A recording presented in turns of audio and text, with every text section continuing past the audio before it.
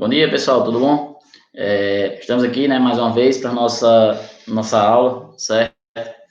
Aula essa hoje de resolução de exercícios, não é isso?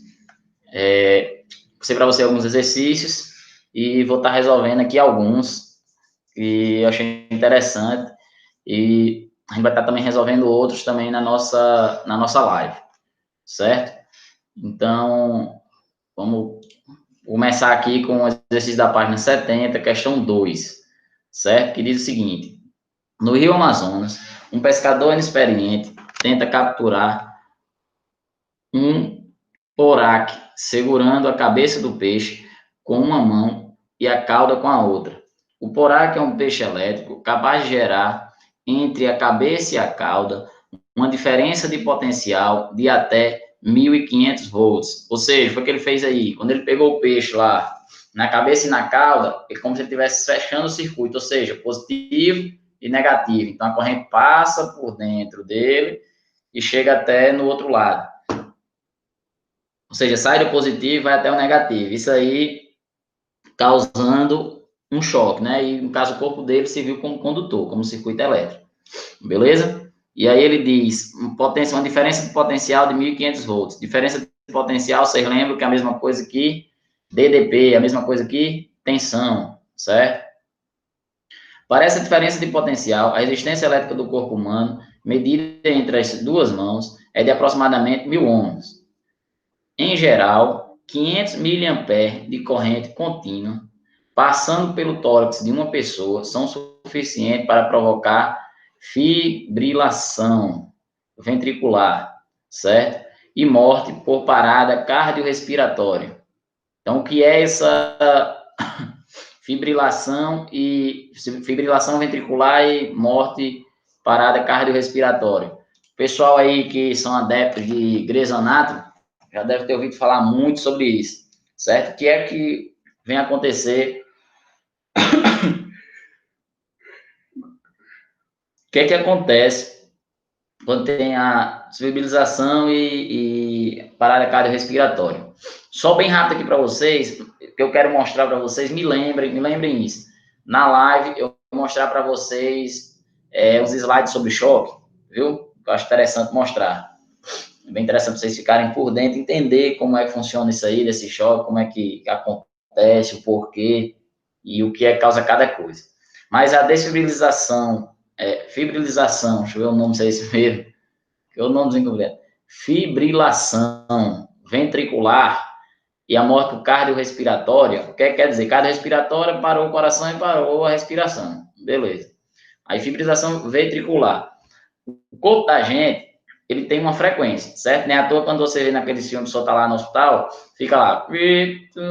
Então, subindo e descendo. Ou seja, uma onda. Se é uma onda, ela tem uma frequência, certo? Quando morre, fica tudo reto. Ou seja, deixou de ter a onda. Então, deixou de ter a frequência. Então, o coração da gente, ele bate com uma certa frequência. Então, a gente tem lá a frequência do coração. O choque, ele tem uma frequência bem parecida com a eletricidade, tem uma frequência bem parecida com o nosso coração. Então, eu tenho lá uma onda. Quando o choque, é como se eu tivesse jogado outra onda aqui dentro. Como ele tem uma frequência bem parecida, então acontece uma interferência de onda. Lembra lá que a gente viu na parte ondulatória? Então, essas ondas vão começar, como ele está na mesma frequência, ela vai começar a querer... ela vai começar a querer interferir nessa outra onda do coração, da batida do coração. Aí, com isso, quando ela entra, ela endoida tudo. Se a batida do coração da gente é aqui, ó, tem uma certa frequência, quando ela entra, a outra interfere. Quando ela interfere, ela fica toda doida. Então, quando ela fica toda doida, ela causa a... Deixa eu ver o nome direito de novo. Fibrilação ventricular. Pronto, é esse o nome que causa. Então, ele causa esse problema e aí, consequentemente, a nossa pressão arterial, ela cai de vez. Quando ela cai, causa a morte por cardiorrespiratória. Parada cardiorrespiratória. Coração e respiração, certo? Depois, quando falar sobre choque, eu vou mostrar para vocês o gráficozinho, vocês vão entender bem direitinho. Mas vamos lá na questão. Aí, aqui foi só uma introdução, né, da questão. Aí ele diz aqui: usando os valores mencionados anteriormente, calculamos que a corrente que passa pelo tórax do pescador, com relação à corrente suficiente para provocar fibrilação ventricular, é... o que ele fez? Só para a gente aquecer, primeira lei de Ohm, certo? Primeira lei de Ohm, isolou a corrente, como a minha tensão, a DDP é 1500, que é o que sai do peixe, e a resistência interna do corpo da pessoa nessa parte aí do tórax é aproximadamente 1000 ohm, então 1500 dividido por 1000, 1,5 amperes, ou é a mesma coisa que 1500 miliamperes. Então, nesse caso aí, se a pessoa consegue resistir para causar a fibrilização, 500 miliamperes já é suficiente, então ele tem 1500 miliamperes, então, ou seja, 3 vezes maior do que o suficiente. Então, automaticamente aqui, a fibrilização é o triplo, ou seja, 3 vezes maior, certo? Então, item E é a resposta correta. Beleza? Só para a gente aquecer. Deixa eu ir agora aqui. Página 70, questão 3. Página 70, questão 3. Peraí. Deixa eu ver aqui. 71. 70, questão 3. Questão 3 diz o seguinte. Vamos lá. Deseja-se construir uma resistência elétrica de 1 ohm com um fio metálico de 1 milímetro de diâmetro. A resistividade do material é 4,8 vezes 10 elevado a menos 7 ohm vezes metro, certo? E π pode ser adotado 3,1, que π é a mesma coisa que 3,14, mas ele botou na questão que podia colocar 3,1. Aí ele pergunta, o comprimento do fio utilizado deve ser em metros igual a... Ou seja, ele quer saber, nessa questão aqui, ele tem uma resistência de 1 ohm, tem um fio de 1 milímetro de diâmetro, ou seja, uma bitola de 1 milímetro, a resistividade do material, 4,8 vezes 10 elevado a menos 7 ohm vezes metro, e ele quer saber o comprimento do fio. Então, o que é que a gente vai ter que fazer? Deixa eu ir agora aqui, tirar o livro de vocês, agora colocar aqui os slides. Pronto, vocês estão vendo aí os slides, né? Então, deixa eu dar só um zoomzinho maior aqui. Acho que agora que foi demais. Peraí. Pronto, ó. Página 70, certo? Eu tenho aqui a primeira lei de Ohm. Tá aqui a primeira lei de Ohm. Peraí que eu tô mexendo aqui errado.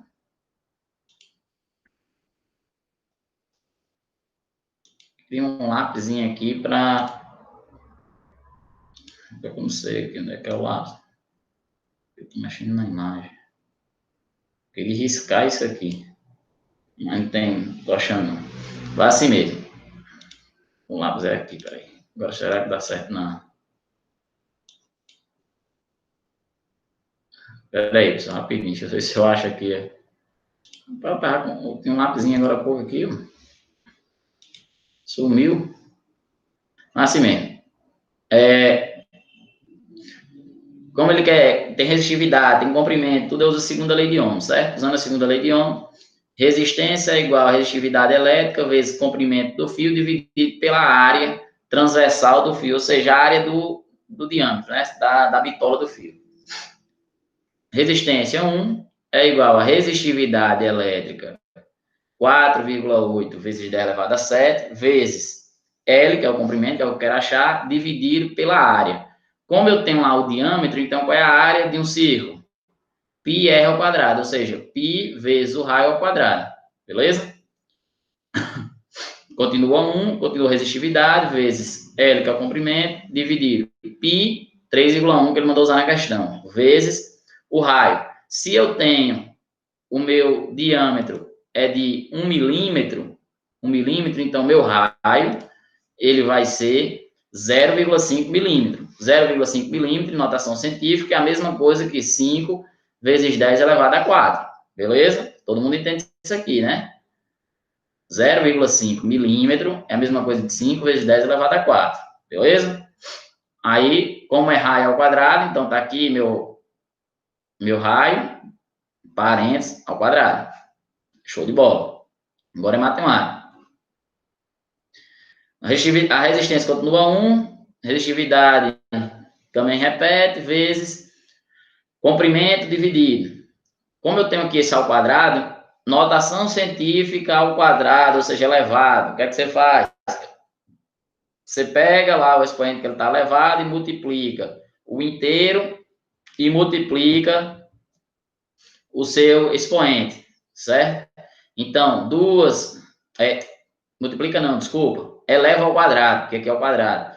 Então, vai ficar 5 ao quadrado, 25 vezes 10 elevado a quanto? Aí o expoente você não eleva ao quadrado, o expoente você multiplica, certo? Propriedade lá de notação científica.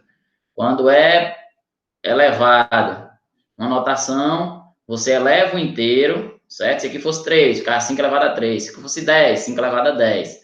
Vezes, repete a base 10 e multiplica os expoentes, certo? Então, 5 ao quadrado, 25, vezes 10, 4 vezes 2, 8. Tá aqui a notaçãozinha, beleza? Agora, vamos lá. Foi o que eu fiz agora aqui. 3 vezes 1, 3,1 vezes essa notação aqui, ó. O que é que você faz? Multiplicação de um inteiro pela notação. Você multiplica os inteiros, repete a base, repete o expoente. Beleza? Então, aqui multiplicando os inteiros. Vamos lá. Você vai ter 3,1 vezes 25, dá 77,5. Está aqui já. E repete a base e o expoente. 10 elevado a 8. Beleza. Foi o que eu fiz agora, só fiz juntar. Resistividade, 4,8 vezes 10 elevado a 7 vezes L, está aqui em cima. Dividido por essa multiplicaçãozinha aqui, que já expliquei a vocês, está aqui embaixo. Meio pelos extremos, certo? Vai ficar L vezes a resistividade é igual a 1 vezes 77,5 vezes 10 elevado a 8, 77,5 vezes 10 elevado a 8, está aqui. Agora eu quero achar o L, resistividade, está multiplicando, passa dividindo. Então vai ficar 77,5 vezes 10 elevado a 8, dividido por 4,8 vezes 10 elevado a 7. Agora você vai divisão notação científica. Como é que você divide notação científica? Você divide o inteiro, certo? E subtrai os expoentes. Divide o inteiro e subtrai os expoentes. Então, 77,5 dividido por 4,8 dá 16. Vezes 10 elevado a 8 menos 7, que é os expoentes. Então, vai dar 16 vezes 10 elevado a 1. 16 vezes 10 elevado a 1 dá 160. 160 o quê? 160 centímetros. Quando ele quer na questão em metros, então você volta duas casas. Centímetro, decímetro, metro. Então, fica 1,6 metros o comprimento. Beleza? Então, lá na questão, vamos voltar agora aqui para a questão. Deixa eu voltar aqui. Então, na questão 3 aqui, ó, o comprimento do fio utilizado deve ser de quanto? De 1,6 metros. Ou seja, alternativa C, item C, de casa. Beleza? Tranquilo até aí? Deu para entender? Vamos lá, vamos para a próxima questão. Próxima questão, página 75, questão 3. Diminuir aqui o zoom.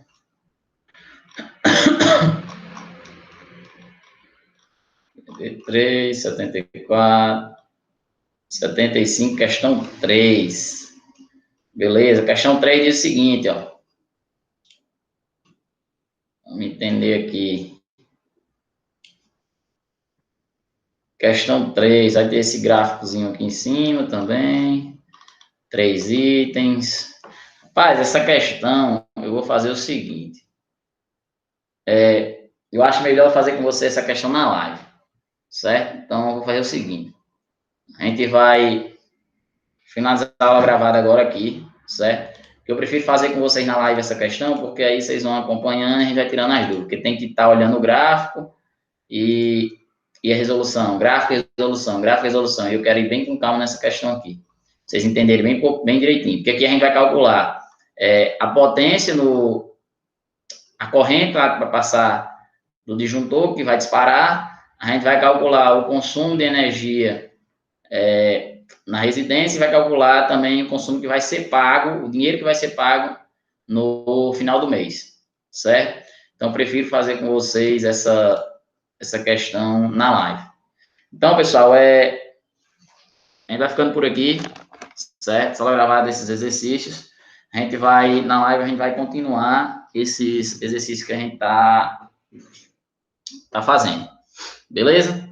Então, até mais aí. Abraço. Cheiro no olho.